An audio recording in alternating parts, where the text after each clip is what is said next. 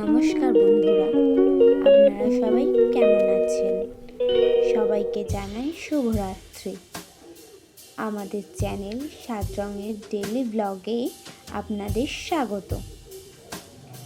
আবারও আমি নিয়ে চলে এসেছি একটি নতুন আঁকাটি শেষ পর্যন্ত দেখুন এবং কেমন হয়েছে তা কমেন্টে জানান।